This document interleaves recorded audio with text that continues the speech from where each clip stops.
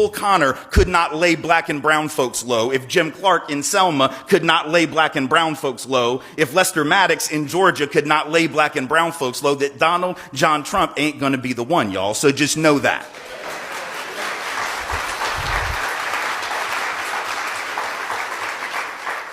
So let's understand Trumpism, and first let's dispense with some of the nonsense, right?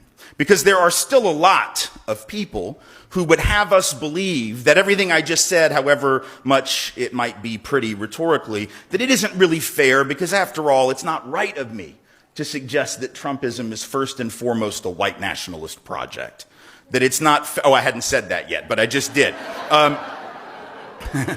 But that's not fair, Tim, because, you know, these are folks who are first and foremost motivated by their economic anxiety. Here's how we know that that isn't true. Right? First, we know it's not true because if Trumpism were rooted mostly in economic anxiety, black and brown folks would have been lined up around the block to vote for him, right? Because when it comes to economic anxiety, people of color are the ones who always, both quantitatively and qualitatively, have a disproportionate share of it. African American folks, even who have a college degree, almost twice as likely as whites with a degree to be unemployed, regardless of major, by the way. Latino and Latina folks with a college degree, 50% more likely than whites with a degree to be out of work, regardless of major. Asian Americans and Pacific Islanders with a degree, 23% more likely than whites with a degree to be out of work. Our indigenous brothers and sisters, 2/3 more likely to be unemployed even when they have a degree relative to white folks. So if economic anxiety were the principal driver, this would have been a multicultural, multiracial movement, unprecedented in the history of America, and I think it is safe to say that that is not what we saw. Oh yes guys, welcome to this channel. I hope you are all doing good. Today's video explores a powerful teaching from a white scholar who speaks with striking honesty about race, stereotypes, and the subtle, sometimes hidden anxieties that can arise in conversations about class and identity. What makes his perspective so unsettling for some of the viewers is not just what he says about black and brown communities, but what he reveals about the psychology within white communities themselves. This is not an attack, it's not a blame game, it's an invitation to understand how stereotypes survive, how social conditioning shapes our reactions, and why conversations about race can trigger feelings many people never realize they carry. So guys, let's continue watching. I'll be coming back with more commentaries. In case of any thoughts, kindly feel free to let me know in the comment section. Stay tuned. That isn't to say economic anxiety isn't in the picture, though, right? See, this is the mistake we make in this country, I think, sometimes when we talk about class and race as separate phenomena, that we ignore that, yes, it was about economic anxiety, but only in relation to a backdrop of white supremacy and privilege. And what I mean by that is that white identity for hundreds of years, going back to the colonial period, has been about the connection symbolically of whiteness to a form of caste superiority, even when one's class position was wanting and lacking, right? In other words, it was the way to tell even the poorest white person that you're better than even the best off person who isn't designated as white. It was what W.E.B. Du Bois would later call the psychological wage of whiteness. And that is the coin of the realm in this culture and has been for a very long time, especially if you're suffering, right? Because if you're rich, this is redundant. Right? This skin, this is redundant. For Donald Trump, this is redundant, right? For Bill Gates, this is redundant. For anyone who has a whole lot of money, right? For those 38 people in this country who have the same net worth as the bottom half, because those are the numbers, by the way, this is redundant. But for the poor, white, Appalachian coal miner or assembly line worker in Pennsylvania, this is often all they got, and they will cash that check, because this culture has told them that it has value. So that's our dilemma. It isn't that they don't suffer economic anxiety. It's that they suffer it, and by God, they weren't supposed to have to. Right? There's this thing called expectationalism, which I don't know if it's a thing, but it's a word. Maybe I made it up. I don't know. I like it. And one of the privileges and perks, I suppose, of being a white male is I can just make up words and get away with it. So I'm going to use that when it serves a positive function, right? Expectationalism, right? says to white folks, you are supposed to have the best of everything, but even if you don't, you'll at least always have this. So it isn't really shocking when a candidate for office would play on that. That's why I'm saying it's not new. It's not new at all. It's been around for a very long time. So it is about economic anxiety, but only against a backdrop of racial supremacy. Trumpism is predicated on a few things in particular that we've seen before. The first is, of course, nostalgia. It is first and foremost a nostalgic movement, right? That's why the hat says, "Make America Great Again," right? It doesn't say, "Let's make America great for the first time because we really haven't ever gotten it right before." Not only because that won't fit on the hat, but because the people who crafted the slogan wanted to appeal, much like the Tea Party did before them, to a nostalgic past. And I know a little something about nostalgia because, like I said, I'm from the South, and we do that with grits. Like, that is what we do, right? I mean, we had that song. You've heard the song, right? Wish I were in the land of cotton. Old times there are not forgotten. Look away, look away, look away, Dixieland. And if y'all think the South lost the Civil War, you haven't been paying attention. Just telling you the truth. See, sometimes victories take a really long time to manifest and materialize, and folks go to sleep. But that's what we do. We do nostalgia. And the whole nation under Trumpism is gripped by that, the notion that once upon a time we were great. Now, they'll never tell you when you ask them when, right? Because I do that, because I'm pushy that way and obnoxious. And I'll say, well, when was it great? And they always are like, well, because they know any answer they give makes them sound like a jerk, right? They can't give a good answer they can't say the 50s, because then they're going to be like, oh yeah, wait, They can't say the 1911 like teens or something, because children are working in mines and factories. They know that sounds terrible, but in a way that's what they're thinking, right? That we want to go back to this age of supposed innocence when everything was wonderful. And so nostalgia makes up a big piece of it, and that's nothing new. The second thing Trumpism is predicated on is a backlash to real, or at least perceived gains, but often real gains made by people of color. If you want to understand what's going on in this country, it's one thing to come and listen to me, and I'm glad you're here, and I'm totally going to sell you books in a minute. So that's my subliminal. I'm a slick salesman like that. I just put it out there for you. Read mine for sure, but please read Carol Anderson's book. Carol Anderson, a brilliant scholar at Emory University, who wrote this book, White Rage, that came out about a year ago, maybe 15 months ago. It's a brilliant book. Because what she talks about, and she does it in only 148 or 172 pages or something, very quick, very brief, to the point, talking about how every single iteration of progress, specifically for black folks, but I think you can make the same analysis for peoples of color generally, every diminution of whiteness as power, every advance was met not just with the term backlash, which is almost a soft sell, right? But real rage, whether that was the rage that met the end of enslavement, right? The Reconstruction era met with intense hatred, and the resurrection of really slavery-like conditions for African-American folk throughout the South, a vicious resurgence of white supremacy, culminating, of course, in Jim Crow laws. When the Great Migration takes place and you have black folks moving north to escape conditions in the South, they are met with a significant rage in the Midwest and the Northeast and the industrial corridors of this country. Overt racial pogroms, we call them race riots, but that doesn't do it justice, right? Racial pogroms, orgies of violence that meet these migrants looking for work, right? Again, some themes repeat themselves over and over in our history, as we see right now with the way that we treat migrant labor as well.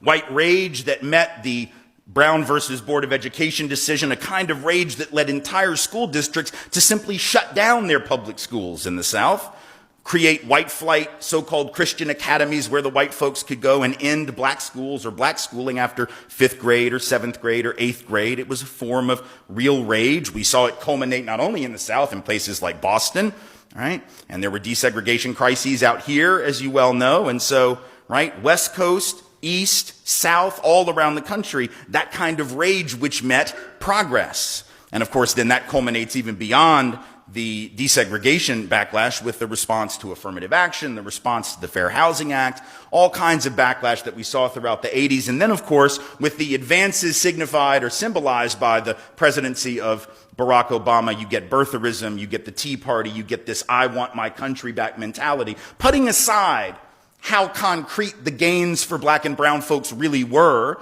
in the years of the Obama administration, and we can debate that. I personally think there's a lot, of course, that was left on the table, so to speak. I don't put that on him. I put that on us and him. All of us together had to do more, didn't do enough. But the point is, it certainly was symbolic of advance. It was symbolic of progress, and it was met with the same kind of rage. And so what we're seeing with Trumpism is what we saw in the 60s and the early 70s. It's what we saw in the 1920s and the 1930s.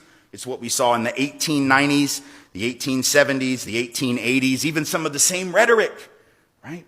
Guys, as you continue watching, this is just an eye-opening talk, and he's breaking down these long-standing stereotypes, I can say, that is placed on the people of color, especially around low class and social behavior.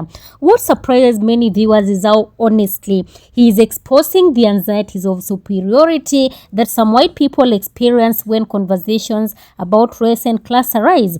So this video is just digging deep into how all these about people of color, people are historically shaped, why some white individuals feel discomfort or defensiveness when discussing race, and also the role of social conditioning in creating a false hierarchy of superiority.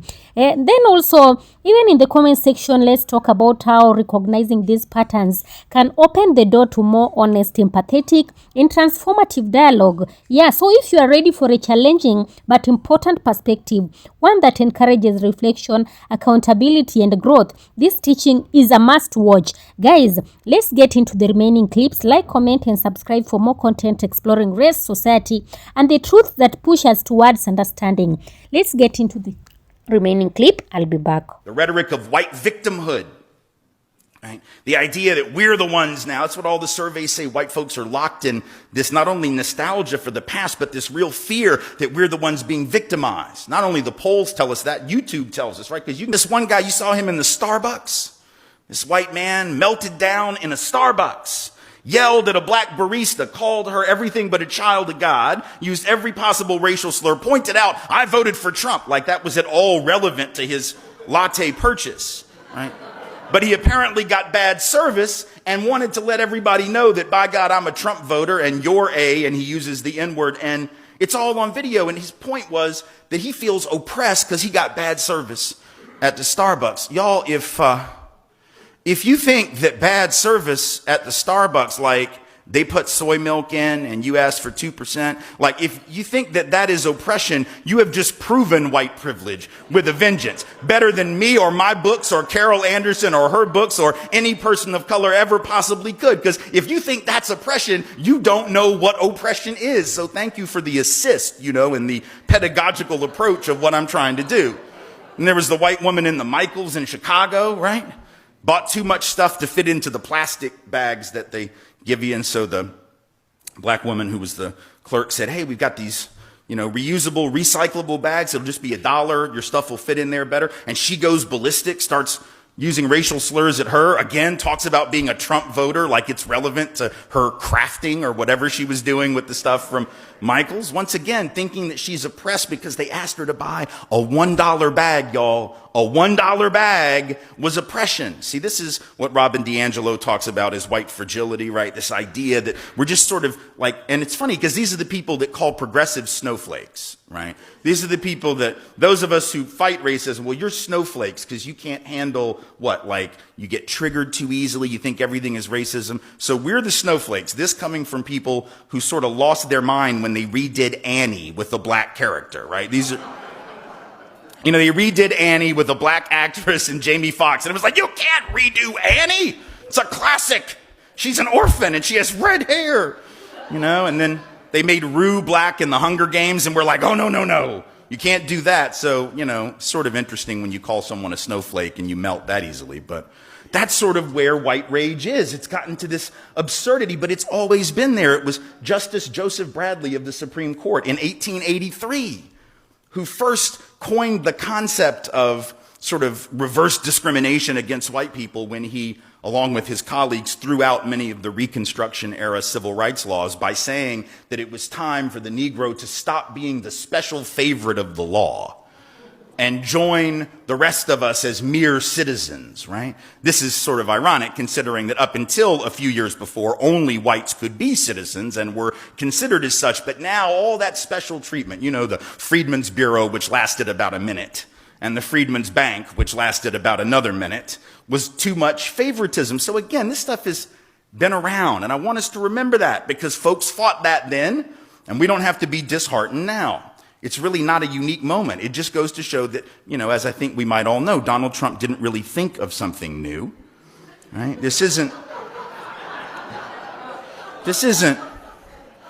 some new stuff, right? It's a lot easier to fight the monster when you've seen him before. That's all I'm saying. The third thing that Trumpism is predicated on is this long-standing divide and conquer thing. Now, I think I probably talked about this last time I was here, and I looked at the video this morning because I don't want to repeat myself. But then Albert, my buddy, you know, he says to me, you know, Tim, when the Stones play, they still do Satisfaction. So I was like, okay, all right. Well, I'm not Mick Jagger, and y'all ain't paying me like the Stones, but if I did repeat this, if I am being repetitive here, it's because it's an important tune and an important note to hit, right? You know, the history of the country is the history of rich white men telling not rich white people that their enemies are black and brown. I mean, that's America sort of in a nutshell when it comes to race and class, right? If you had to put I don't know, it may be too many syllables for a haiku, but you know, it's like basically if you had to come up with a very short phrase that you could, I don't know, maybe too long for a bumper sticker also, but it's the history of America is the history of rich white men telling not rich white people that their enemies are black and brown. It begins in the colonial period, right, when whiteness wasn't even a thing yet. There was no white race. We didn't love each other. We spent most of our time in Europe killing each other. The English hated the Irish hated them back. Northern Italians didn't consider Southern Italians to even be Italian, right? The Germans hated everyone, and the feeling was quite often mutual, right? I mean, the history of Europe was sort of the history of killing one another and looking for the witch, alternately. That was the other thing we did a lot. We didn't consider ourselves one big happy family. But all of a sudden, in the middle of the 1700s, there becomes a need for this thing called the white race. Well, what changed, right? What changed was rich folks looked around, started counting, and realized they were heavily outnumbered. When you take African enslaved folks, European indentured servants, just one level above enslavement, when you look at other peasants in the European group who maybe weren't indentured, you put them together, they outnumber the elite, right? You had a handful of folks that owned all the stuff, and everybody else working for them. See, some things really don't change. 400 years on, we're back to that, right?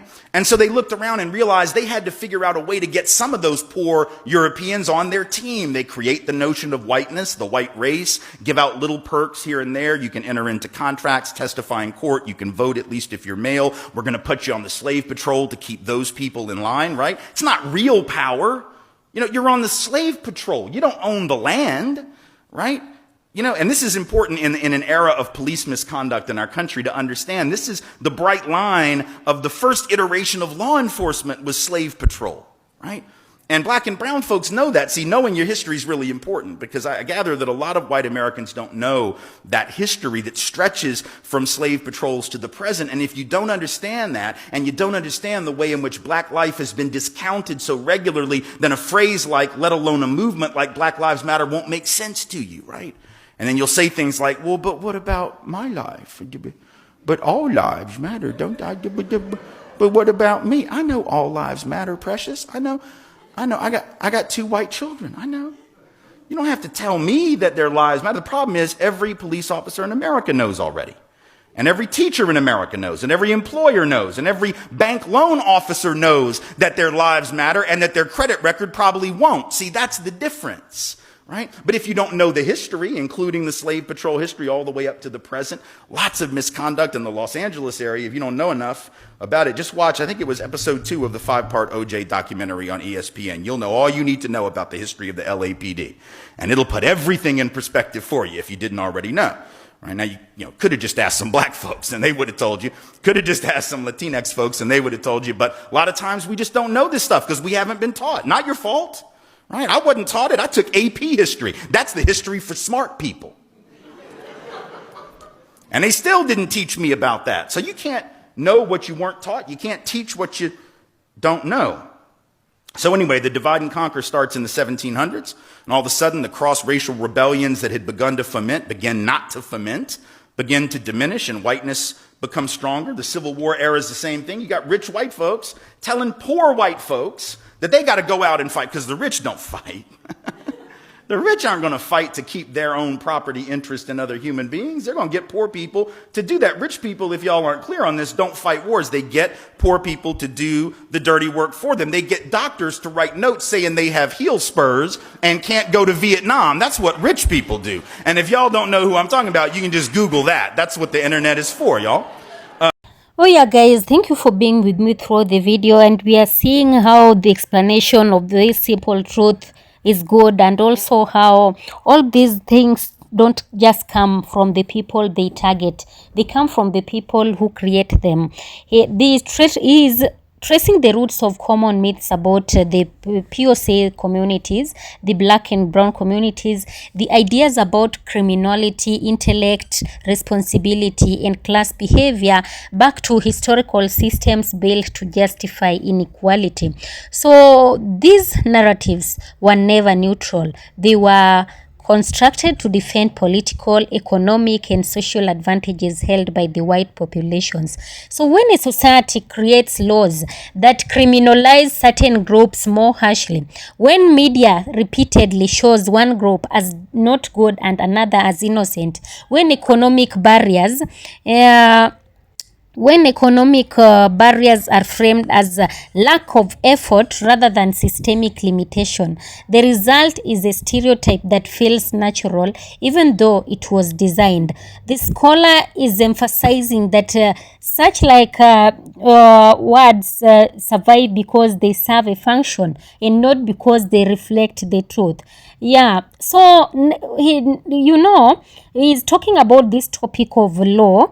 For generations, the black and brown communities have been portrayed as more law-breaking, even though research shows they are often more heavily policed rather than more criminals. So the scholar argues that once a stereotype becomes linked to law, it gains an undeserved sense of legitimacy.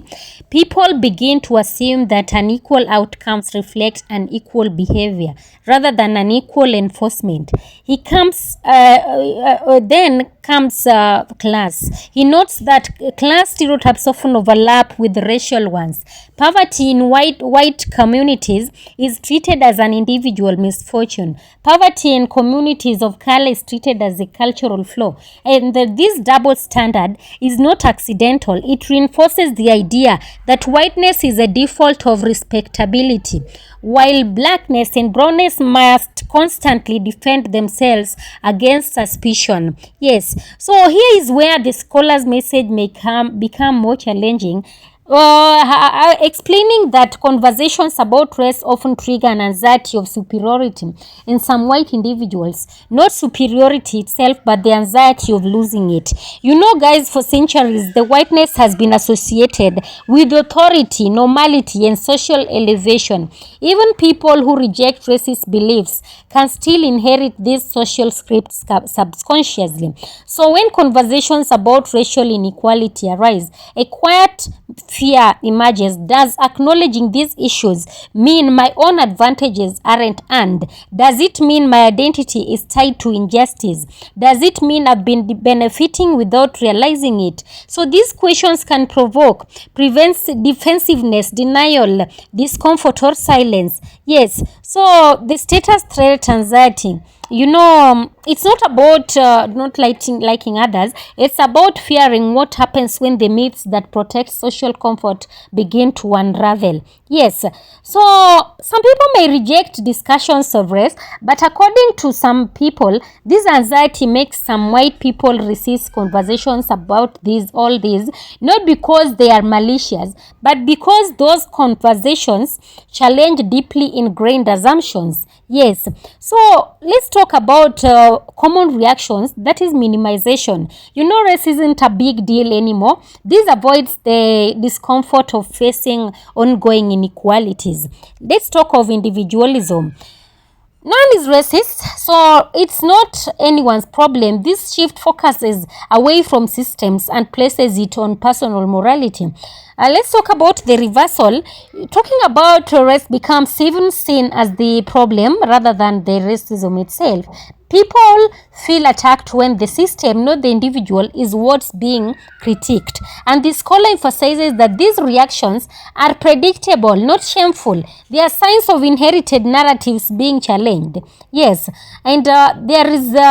why does this teaching feel so striking coming from a white person? Because he is speaking from inside the group that historically held social advantage. He is not describing an external problem. He is identifying internal patterns. When a member of the majority group acknowledges uncomfortable truths, it disrupts the idea that these topics are only raised by those who are marginalized. It shows that issues of race and their responsibility, they are everyone's responsibility. It also breaks the stereotypes that discussions about inequality are biased or emotional. So here they are framed as historical, psychological, and cultural, rooted in evidence and not accusation.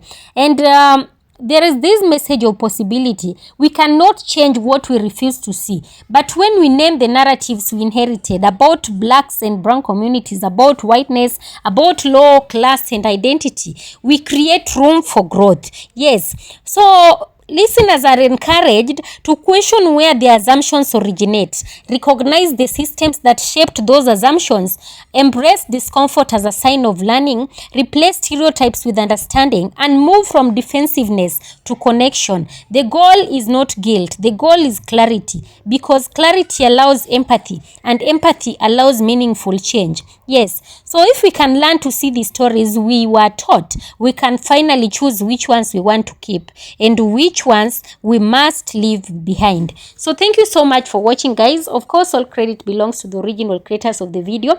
This video is meant for educational purposes and commentary purposes as well. Be blessed and have a nice time. Peace be with you. Kindly don't forget to like, comment, and subscribe. See you in the next one.